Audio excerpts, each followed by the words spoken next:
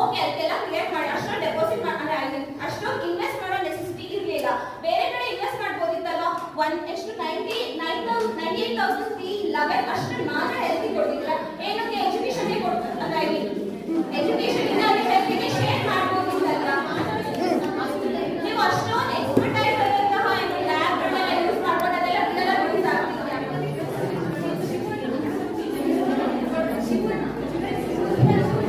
ಆಗಿರ್ಬೋದು, government sector ಅಲ್ಲಿ work ಮಾಡ್ತಿರೋದಾಗಿರ್ಬೋದು, ಯಾರಾದ್ರೂ ಅದೇ ಅವ್ರ ಮಕ್ಕಳನ್ನ ಬರೀ ಪ್ರೈವೇಟಿಗೆ ಹಾಕ್ತಾರೆ. ಗೌರ್ಮೆಂಟ್ ಅವರು ಓದಿರೋದು ಗೌರ್ಮೆಂಟ್ ಆಗಿರ್ಬೋದು, ನನ್ನ ಮಕ್ಕಳು ಆ ಥರ ಓದಬಾರ್ದು.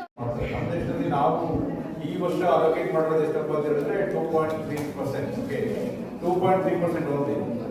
ಯಾಕೆ ಎಜುಕೇಶನ್ ಅಲೋಕೇಟ್ ಎಜುಕೇಶನ್ ಇಂಪಾರ್ಟೆಂಟ್ ಕೊಡಬೇಕಪ್ಪ ಅಂತ ಹೇಳಿದ್ರೆ, ಒಂದು ದೇಶದ ಅಭಿವೃದ್ಧಿ ನಾವು ಯಾವುದೋ ಅದರ ಮೇಲೆ ಡಿಸೈಡ್ ಮಾಡ್ತೀವಪ್ಪ ಅಂತ ಹೇಳಿದ್ರೆ ಆ ದೇಶ ಎಷ್ಟು ವಿದ್ಯಾವಂತನೋ.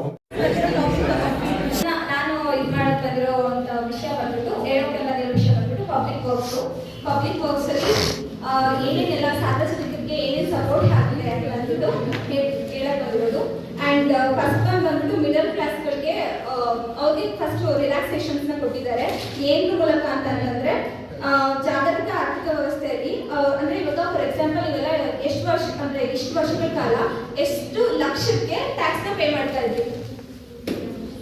ನೀನೇ, ನಾವು ಯಾರು ಕಟ್ಟಿಲ್ಲ.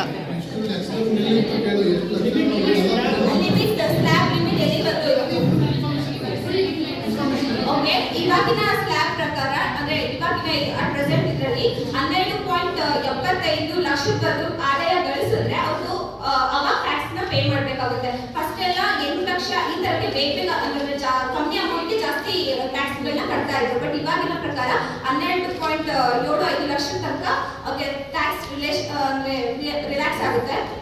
ಸೇನೆಗೆ ಜಾಸ್ತಿ ಅಂದ್ರೆ ಇದಕ್ಕೆ ಸೈನಿಕರಿಗೆ ಜಾಸ್ತಿ ಈ ಸತಿ ರಕ್ಷಣೆಗೆ ಜಾಸ್ತಿ ಕೋಟಿನ ಇನ್ವೆಸ್ಟ್ ಮಾಡಿರೋದು. 6,81,210 ಕೋಟಿನ ನಮ್ಮ ದೇಶ ಕಾಯುವಂತ ಯೋಧರಿಗೆ ಇದು ರಕ್ಷಣೆ ಕೊಡೋಕ್ಕೋಸ್ಕರ ಇನ್ವೆಸ್ಟ್ ಮಾಡಿರೋದು. ಅಂದ್ರೆ ಅದರಲ್ಲಿ ಅಮೌಂಟ್ ಗಳನ್ನ ಇದು ಮಾಡಿರೋದು.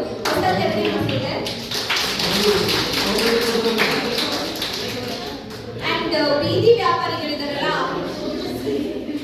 ಅವರಿಗೆ ನೀನು ಹೇಳು.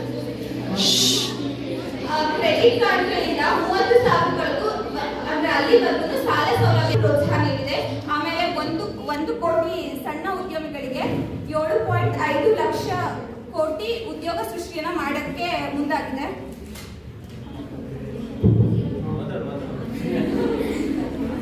ನೆಕ್ಸ್ಟ್ 45% ಅಷ್ಟು ಏನಾಗ್ತಿದೆ ಇಂಟ್ರೆಸ್ಟ್ ಜಾಸ್ತಿ ಅಂದ್ರೆ ಅದರಲ್ಲಿ ಜಾಸ್ತಿ ಹೆಚ್ಚಳಗೊಂಡಿದೆ ಈ ಸತಿ.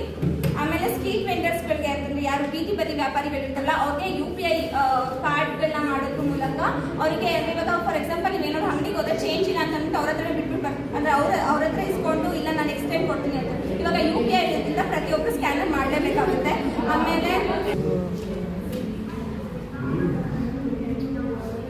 ಆಮೇಲೆ ಮಕ್ಕಳು ಮತ್ತೆ ಹೆಣ್ಮಕ್ಳಿಗೆ ಜಾಸ್ತಿ ಏನಂತಂದ್ರೆ ಮಕ್ಕಳ ಅಭಿವೃದ್ಧಿ ಇಲಾಖೆಗೆ ಈ ಸತಿ ಬಜೆಟ್ ಬಂದ್ಬಿಟ್ಟು 26,889.69 ಕೋಟಿ ಅನುದಾನ ಹಂಚಿಕೆ ಆಗಿದೆ.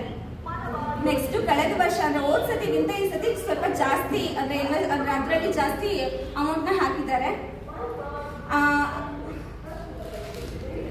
ಓದೋ ಮಕ್ಕಳಿಗೂ ಕೂಡ ಈ ಸತಿ ಬಂಪರ್ ಆಫರ್ ಅಂತಾನೆ ಹೇಳ್ಬೋದು. ಯಾಕೆ ಅಂತಂದ್ರೆ IIT ಕಾಲೇಜ್ ಅಂದ್ರೆ ಆ ಸೆಕ್ಟರ್ಸ್ಗಳಿಗೆ 6,500 ಸೀಟ್ಗಳನ್ನ ಹೆಚ್ಚಳ ಮಾಡಿದೆ. ಆಮೇಲೆ ಶಾಲೆಗಳಿಗೆ ಬ್ರ್ಯಾಂಡೆಡ್ ನೀವು ಹೇಳ್ದಂಗೆ ಶಿಕ್ಷಣ ವ್ಯವಸ್ಥೆಯಲ್ಲಿ ಜಾಸ್ತಿ ಅವ್ರಿಗೆ ಲ್ಯಾಬ್ಗಳನ್ನ ಕೊಡೋದ್ರ ಮೂಲಕ ಈ ಸತಿ ಏನು ಸಮಾಜ ಸೇವೆ ಪಬ್ಲಿಕ್ ವರ್ಕ್ಸ್ಗಳಿಗೆ ಜಾಸ್ತಿ ಅಮೌಂಟ್ ಇನ್ವೆಸ್ಟ್ ಆಗಿರೋದು. ಮನೆ ಕಟ್ಟೋರಿಗೆ ಯಾರ್ಯಾರು ಮನೆ ಕಟ್ತಿದಾರೋ ಅವ್ರಿಗೂ ಕೂಡ ಈ ಸತಿ ತುಂಬಾ ಹೆಲ್ಪ್ಫುಲ್ ಆಗಿದೆ. 15,000 ಕೋಟಿ ಮೊತ್ತ ಅಷ್ಟು ಏನದು ಮನೆ ಕಟ್ತಾರಲ್ಲ ಅವರಿಗೆ ಜಾಸ್ತಿ ಅನುದಾನನ ಕೊಟ್ಟಿದೆ. ಅಷ್ಟೇ ನಿಮ್ಮ ಮೀಡಿಯಂ ಎಂಟರ್ಪ್ರೈನರ್ಸ್ಗಳಿಗೆ ಹೆಚ್ಚು ಒತ್ತು ಕೊಟ್ಟಿದ್ದಾರೆ ಅಂತ ಹೇಳಿದ್ರೆ ಅದು ಎಷ್ಟು ಏನು ಕ್ರೆಡಿಟ್ ಗ್ಯಾರಂಟಿ ಕವರ್ಸ್ ಎಷ್ಟಾಗಿದೆ ಅಂತ ಹೇಳ್ಬೋದು. ಪ್ರೀವಿಯಸ್ ಎಷ್ಟಿತ್ತು, ಈಗ ಎಷ್ಟಾಗಿದೆ ಅಂತ 11,111 ಇತ್ತು ಲಾಸ್ಟ್ ಇಯರ್ ಅಲ್ಲಿ. ಪ್ರೆಸೆಂಟ್ ಇರುವಂತದ್ದು 1.5 lakh crore ಅಷ್ಟು ಇದೆ.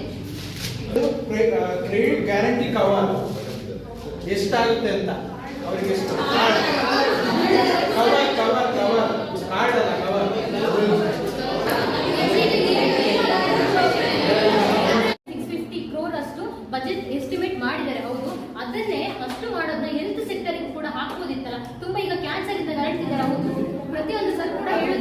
ನನಗೆ ನೆಕ್ಸ್ಟ್ ನನಗೆ ಅದೇ ಟಾಪಿಕ್ ಇದೆ, ಅದನ್ನು ಬಂದಾಗ ಅಲ್ಲ ನಾನು ಕೇಳಿದ್ಕೆ ನೀವು ಹೇಳಿ ಅದು ನೆಕ್ಸ್ಟ್ ನೆಕ್ಸ್ಟ್ ಮಾತಾಡೋದು. ಅದಕ್ಕೂ ಕೊಟ್ಟಿದ್ದಾರೆ, ಓಕೆನಾ? ಅದಕ್ಕೆ ಕ್ಲಾರಿಫೈ ಮಾಡ್ತೀನಿ ನಾನು.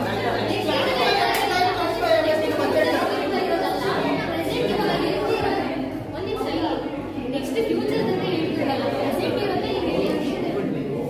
ಒಂದು ನಿಮಿಷ ಸೈಲೆಂಟ್ ಆಗಿರಿ.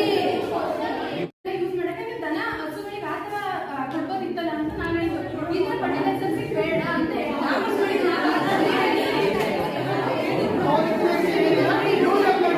ಕಮ್ಮಿ ರೇಟಲ್ಲಿ ಸಿಗುತ್ತೆ, ರೈತರಿಗೆ ಅವೈಲೇಬಲ್ ಆಗುತ್ತೆ. ರೈತರಿಗೆ ಅವೈಲೇಬಲ್ ಅನ್ನೋ ದೃಷ್ಟಿಯಿಂದ ನಮ್ಮ ನಮ್ಮ ಸೆಂಟ್ರಲ್ ಗೌರ್ಮೆಂಟ್ ಸ್ಕೀಮ್ ರೈತರಿಗೆ ಯೂಸ್ಫುಲ್ ಆಗುತ್ತೆ.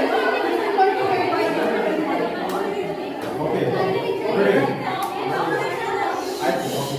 ಶ್ರೀಮಂತರ ಪಾಲಿಗೆ ಈಗ ಏನಾಗಿದೆ ಅಂತ ಹೇಳಿದ್ರೆ ಅದೊಂಥರ ಅಗ್ಗವಾಗಿದೆ. ಬಟ್ ಬಡ ಜನರಿಗೆ ಅದು ಏನಾಗ್ತಾ ಇದೆ ಅಂತ ದಗ್ತಾ ಇಲ್ಲ, ಕೆಲವೊಂದು ಕಡೆ ಮೋಸ ಆಗ್ತಾ ಇದೆ. ಅದನ್ನ ಏನ್ ಮಾಡ್ಬೇಕು, ತಡೆಗಟ್ಟಬೇಕು, ಅವರಿಗೂ ಅದೇ ರೀತಿಯಾದ ಎಜುಕೇಶನ್ ಕೊಡಬೇಕು ಅಂತ ಹೇಳ್ಬಿಟ್ಟು ಆ ಮೋಟಿವ್ನ ಇಟ್ಕೊಬಿಟ್ಟು ಈ ಸೆಂಟ್ರಲ್ ಬಜೆಟ್ ನಲ್ಲಿ ಇದೊಂದು 13% ಇನ್ಕ್ರೀಸ್ ಮಾಡಿದ್ದಾರೆ ಅಂತ ನನ್ನ ವಾದ. ಎಜುಕೇಷನ್ನಲ್ಲಿ ಎಷ್ಟೋ ಜಾಸ್ತಿ ಮಾಡಿದ್ದಾರೆ ಅಂದ್ರೆ ಅದು ಪ್ರೈವೇಟೈಸೇಷನ್ ಆಫ್ ಎಜುಕೇಶನ್ ಕೊಟ್ಟಾರ ಗೌರ್ಮೆಂಟ್ ಆಫ್ ಎಜುಕೇಶನ್. ನಾನು ಒತ್ತು ಕೊಟ್ಟು ಹೇಳಿದೀನಿ, ಗೌರ್ಮೆಂಟ್ ಸ್ಕೀಮ್ಸ್ ಗಳನ್ನ, ಗೌರ್ಮೆಂಟ್ ಕಾಲೇಜ್ಗಳನ್ನ ಅದನ್ನ ಅಭಿವೃದ್ಧಿ ಮಾಡ್ಲಿಕ್ಕೋಸ್ಕರ ಇದನ್ನ ಈ ಸ್ಕೀಮ್ ನ ಇಟ್ಟಿರೋದು ಅಂತ ನನಗೆ. ಪ್ರೆಸೆಂಟ್ ಏನಾಗ್ತಿದೆ? ಪ್ರೆಸೆಂಟ್ ಹೈಸ್ಕೂಲ್ಗಳಿಗೆ ಏನು ಅಡಲ್ಟ್ ಟಿಂಕರಿಂಗ್ ಲ್ಯಾಬ್ಗಳನ್ನ ಏನು 50,000 ಸ್ಲ್ಯಾಬ್ಸ್, ಭಾರತೀಯ ಭಾಷಾ ಪುಸ್ತಕ scheme, article intelligence for educations, ಇದಕ್ಕೆ ಆರ್ಟಿಫಿಷಿಯಲ್ ಆಗಿ ಏನಾದ್ರು ಒಂದು ಸೊಲ್ಯೂಷನ್ಸ್ ಬೇಕು ಅಂತ ಹೇಳ್ಬಿಟ್ಟು ಅದನ್ನ 50 ಟೋಟಲ್ ಔಟ್ಲೇ 50 crores ಗಳಲ್ಲಿ ಅದನ್ನ ಲಾಂಚ್ ಮಾಡತಕ್ಕಂಥದ್ದಾಗಿರ್ಬೋದು. ಮತ್ತೆ ಬ್ರ್ಯಾಂಡೆಡ್